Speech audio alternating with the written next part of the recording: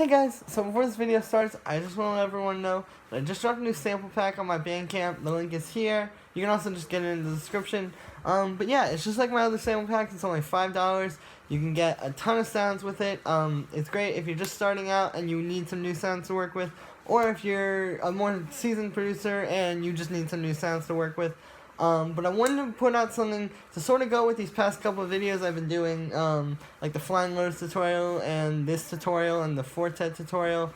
So I went ahead and made like a future beats or future bass, whatever you want to call it, type sample pack. So yeah, check that out. Thanks so much for the support, guys, and here's the video. So before we dive into the actual project file, and I'll show you all the like sound design and drums and all that kind of stuff, I want to talk a little bit about music theory with this project file, because in general, like with this style, it is kind of important. At least maybe not to know like a whole lot of music theory. I barely know anything as far as that goes, but at least like having a general idea of what you're doing and trying to do things with the end goal of like one cohesive chord progression and melody and all that kind of stuff in mind can really help. So I have the chords here. I just have them playing on this piano, and then I have the melody on like a sine wave. But here's that.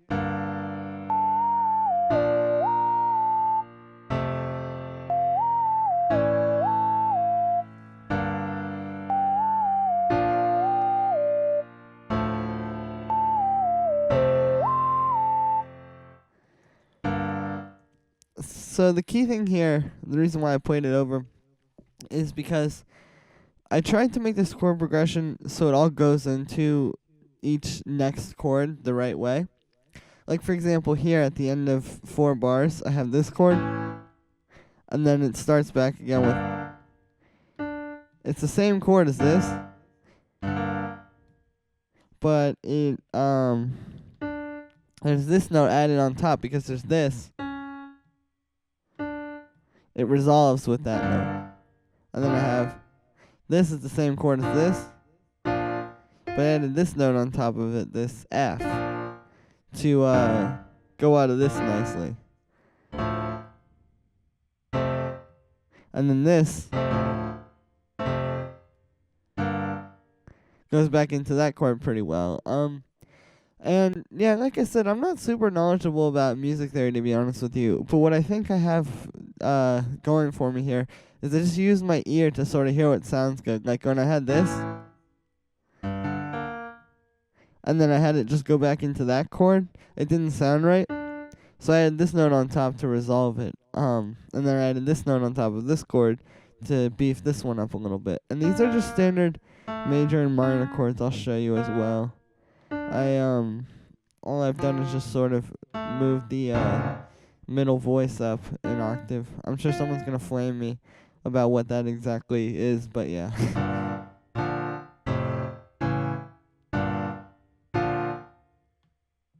And then on these last 2 chords, I also added higher voices. But you see, like there, I have the that C that I added on top of here goes back into this A sharp pretty well, or B flat or whatever. So that's pretty much like on chords. The chord shapes you're using are pretty important, I guess. You know, people always talk about, oh, what kind of chords should I be using? But really, honestly, what I've learned works best is to just really take your time and make your chord progression flow properly. Like, have it build tension at the end of bars like I did with this, and have it resolve properly, and make sure that your last chord, especially if you're doing an 8-bar chord progression like this, goes back into your first chord properly, and it doesn't sound out of place. Now on the melody, I want to show you as well, because I really think chords are only like half the battle. I spent a lot of time trying to produce this stuff, and I would always be focusing on the chords and very little on the melody.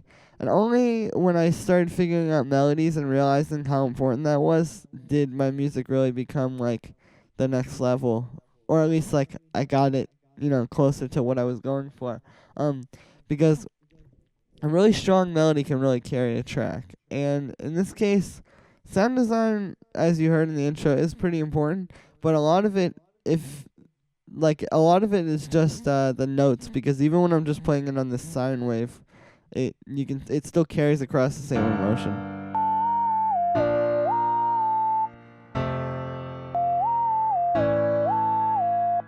Now, it's sort of the same thing, as I was saying with the chords. I'm not super knowledgeable about music theory, and you don't really need to be. Like, I really just use my ear and pick out the notes that work, and like once I came up with this sequence,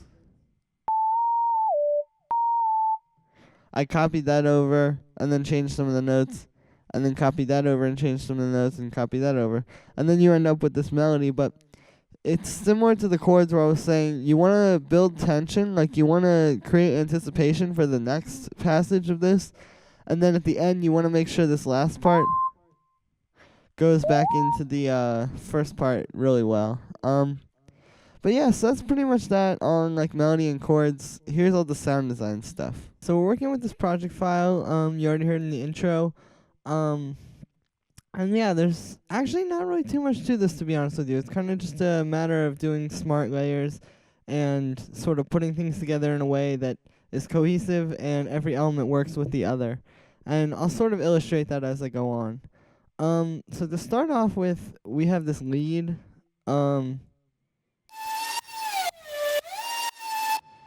Now the way that we made this is pretty straightforward. I just took this vocal sample. Let me see if I can find it. I got it in some pack from Splice. And now the key to these vocal leads is you need a vowel. So you need like this pack, for example, they recorded a bunch of vowels like a, o, e, all that kind of stuff. And then you take it and you put it in like a sampler. And then you turn on the glide, and in this case I set the time to 229 milliseconds, because you see these notes overlap, and they glide into each other. Now another thing you can do is, to make it sound a little bit cooler and work a little bit better, is doing this loop here. So in Ableton, the sampler, or just Simpler, I believe. I know Sampler has a way to do this, but I'm a little bit more proficient with it in Simpler. It's got this loop thing. So you turn on the loop, and what you do is you set the start time to whenever and the length to like whenever, but you have to use them. And then as you turn them up more and more, you can use this fade. And what this fade does is, I'll show you. So if we just have the loop like this, let me see. Oh, I gotta turn on. Let me turn off the auto pan real quick. Okay, we get. It's not like super clean. It doesn't like loop correctly, or it loops correctly, but it's not like very smooth. So what this fade does is it makes it go like in and out, and it loops more like smoothly.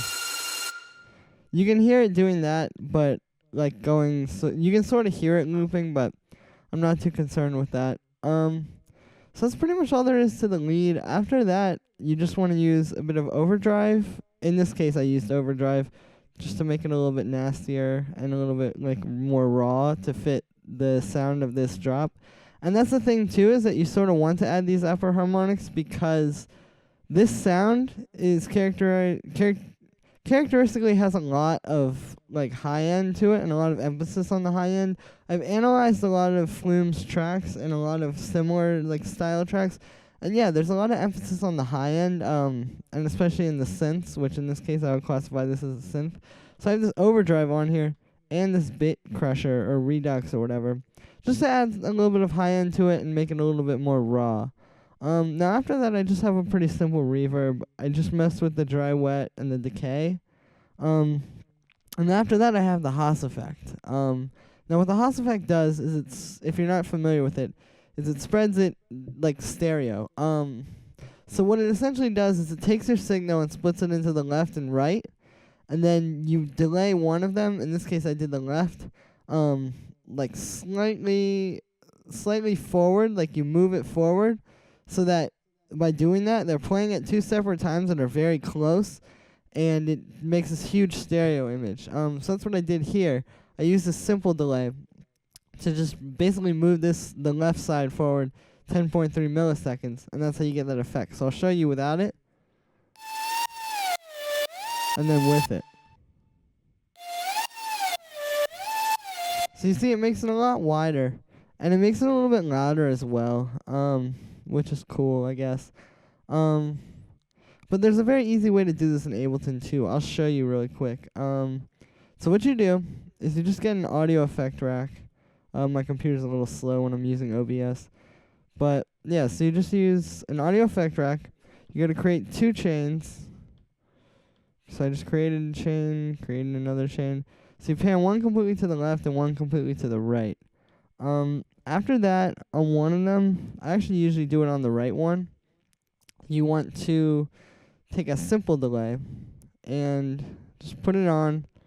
Set the dry wet all the way up. Keep the feedback at 0. Link these, because you don't want it to be doing different things in the left and right, because you're only using the right. So you just link these, sorry. And then you turn off the sync so that it can be going by these milliseconds. And then usually I start at about 10 milliseconds. And that's how you do it. And then you can turn it up more. As you turn it up, you hear the effect more. Like if you get up to like 100 milliseconds. That's 165. But then you can really hear them like doing 2 separate things. But anyway, after that, I just have the just a little EQ to cut out a lot of the low end. And I have it sidechained to the kick down here, of course. And then I have this auto pan, which is just doing like a quarter note like sweep up with the volume. And the way I did that was, obviously by default, it moves, it's panning it. But if you turn this phase down all the way to 0, then it just does it on the volume. So that's how I did that. It just felt a little bit cooler with that. So after that, I have the synth stacks, I guess, or the chord stacks. I believe it's just these 2 layers. Yeah, this is the bass. So I just have these 2 layers, and I tried to use the Ableton stuff for this. I really did, but I just couldn't quite get it right. So I had to use Serum on this one. But it's 2 layers, which sound like this together. And this is the first one. And this is the second one. So the first one is just a little bit of sort of like mids area stuff, and then the second one gives it like the high end. So all I have is, I did start with a preset that I found on Splice. But what I did, basically it's the saw wave with some unison on it. And then there's this stuff, which really the big thing that matters here is the detune saw wave with unison. And then there's a little bit of noise on it. And then I added this volume, this LFO on the volume doing 1/8 notes. So I just put it onto there, and then moved it up. And then other stuff that I did do that's kind of important here is this EQ, because without it, it's a very different sound. You can hear by boosting it on the highs, it's adding quite a bit. Now on the second one, it's the same patch roughly. I may have added 1 or 2 more things. I'm not entirely sure. Yeah, it's pretty much the same thing. I boosted the highs a little bit more on this one, and then I put this chord on, and I pitched it up an octave. Maybe, no, I did not pitch it up an octave. I put the chord on, sorry.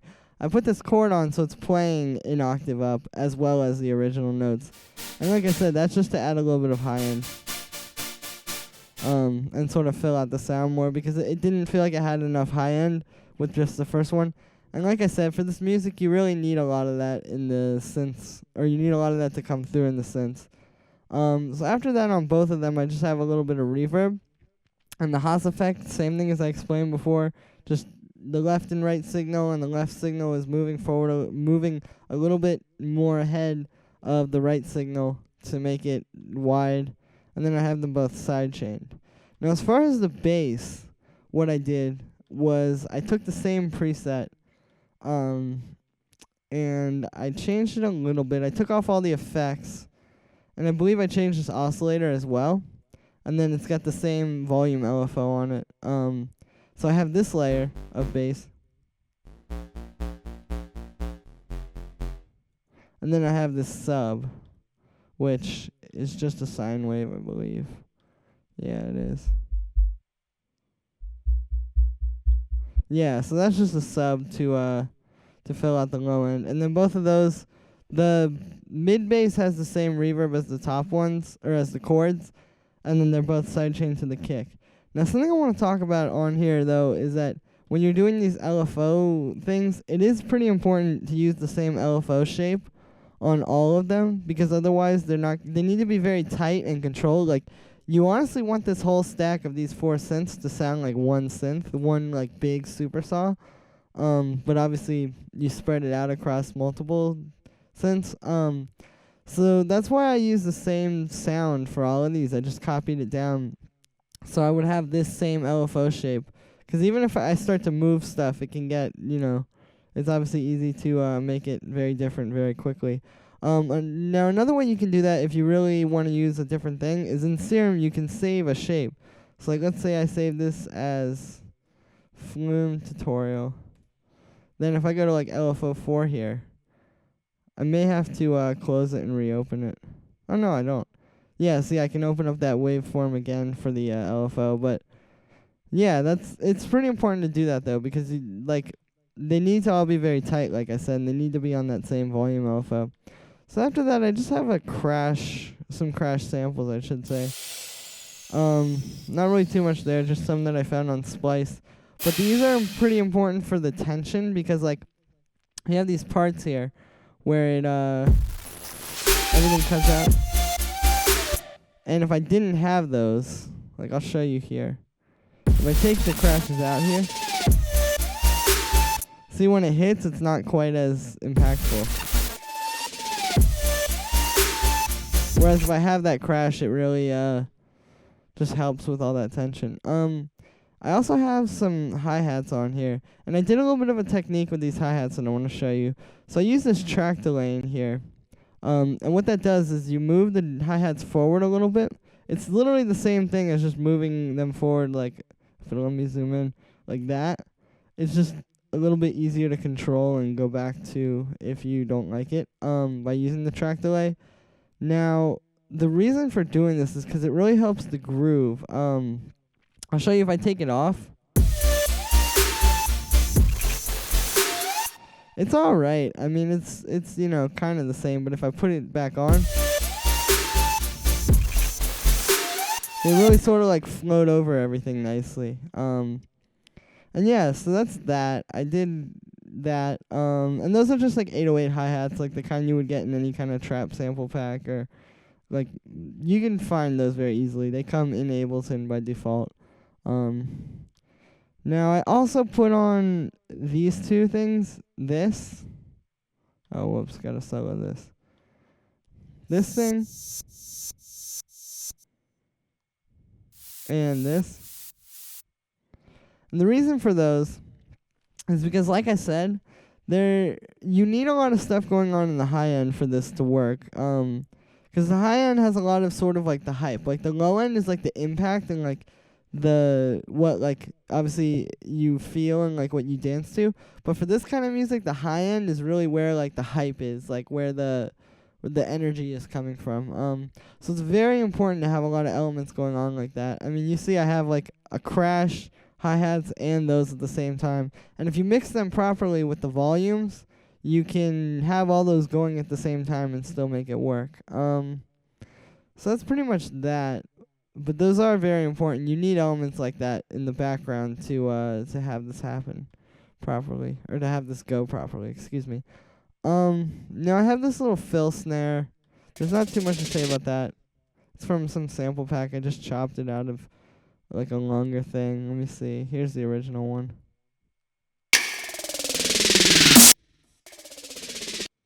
So I just took that part. And that's just sort of to like transition into when this hits a little bit more. I have a kick in here, which is just like one of these kind of kicks, the like trappy, like boomy type of kicks. I shaped it a little bit with the fades, because it starts like that. But these kind of kicks are good because this is kind of slow. Like, this is 120 BPM doing halftime. So you kind of have a lot of room to do, like, little slow things like that. And use, like, those big boomy kicks. I also have this. You hear that little reverse thing going into the kick? What that is I believe it's a sample of some reverb, like, on a bass drum that was reversed, and then it goes into the kick nicely. It just, like, sort of makes it a bit more interesting, I guess. Adds a little bit of cool flavor to it. But I'm trying to show you there's a lot of, like, sort of behind the scenes, like, small details that you do that add up to make the big picture. Because a lot of people think, oh, like, why aren't my tracks as big as, like, Flume's tracks, for example? And the reason why is because, like I said, it's these little small details that, if you have a lot of small details, they make one big picture, right? Like, you don't want to just have a big drawing of a tree, for example, I guess. I don't know. Or, like, one tree in the middle of the canvas isn't going to be the whole painting. You know, you need, like, the grass, the sky, like, all that kind of stuff. So it's the same, like, concept here. You need all your little details to add up to make the big picture. So I have a snare that I made by layering two samples together. And I'll show you how I did that. It just sounds like this. Now, what this is this layer, or this snare. So you can hear that's the one that's got the tone, but I high passed it. And then this clap. So all I did was I took the this snare, which sounds like this on its own, and I filtered it down. So it's just the sort of lower part where that, like, tonal thing is, and a little bit of the low end for impact. And I want to show you another thing that I did here too, because it's pretty important, I'll say, is if I show you the original sample, you can hear it's a little bit higher. And what I did, the reason for that is because I tuned the snare to match the key of the track. This track is in G minor, I believe. And so if we use this EQ that I left here, you can tune your snares by basically, you find, like, when you have a snare like this that has a really strong tone, you take this thing, let's set like a 1 bar or a quarter note loop here, and you take an EQ, and what you can do is there's this little headphone here, and when you press that and you're holding down the EQ band, oh, my computer's gonna be so slow for this, I'm sorry. But when you like hold down one of these bands of EQ, you can find which one is standing out the most by just listening through while you're sweeping it.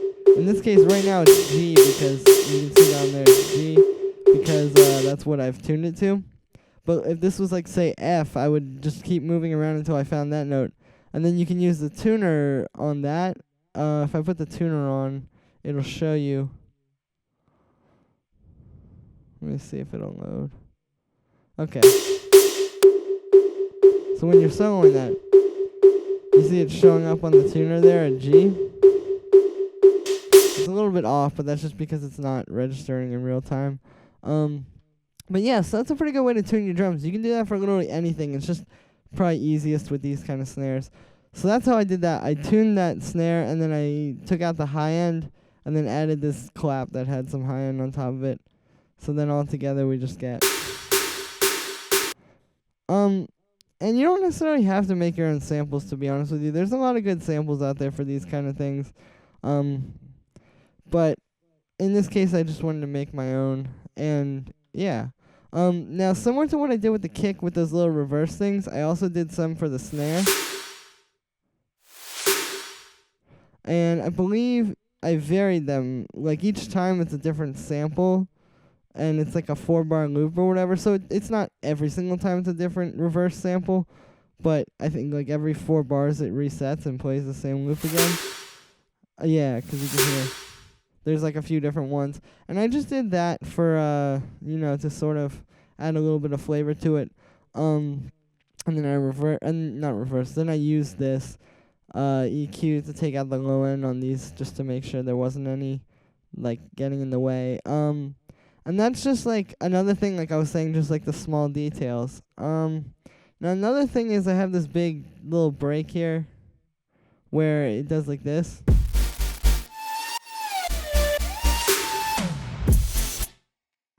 So you can hear there's this tom, which I actually got from a splice pack. If I can show you the original, I think I pitched this one down. Yeah, that was the original sample. And I pitched it down -9 to make it hit a little bit harder. So it's like,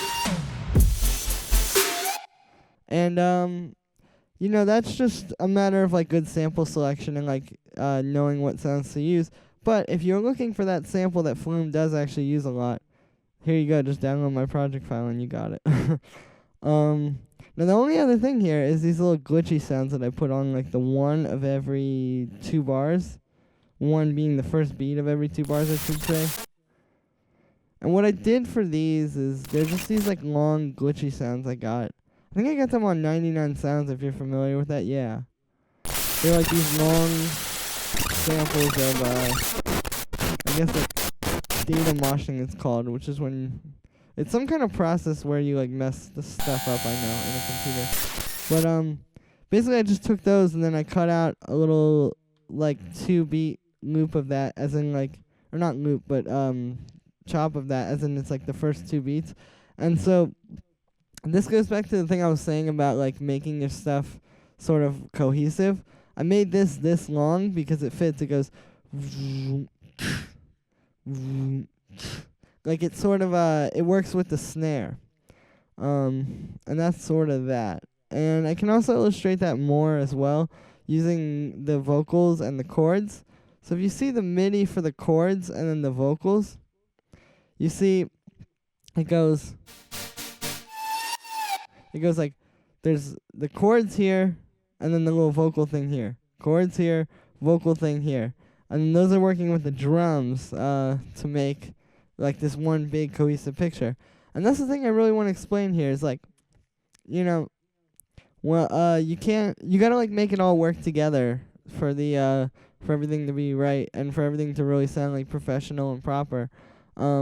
Like if you just have a bunch of random notes on this and then these chords doing whatever, it's not really gonna work. But I made this melody with these chords in mind and this chord pattern in mind, and then I made these drums around that. I didn't try to make the drums too complicated, but I also didn't make them too simple. I made them just fit with the with everything that was going on. But yeah, so that's pretty much that. I wanted to show you guys how to do like Flume type stuff because I just thought it would probably do well. And also like I couldn't really find any tutorials where they like really dove in the way that I felt was necessary to do this. So hopefully you learned something. Maybe you just had a good time watching this. I don't know. But you can download the samples and the project file in the description, as well as my new sample pack and all my old ones. And yeah, thank you so much, guys, for watching. The support on the past couple of videos has been amazing, and it really means a ton. So thank you so much for that one, guys. Have a great day. Peace.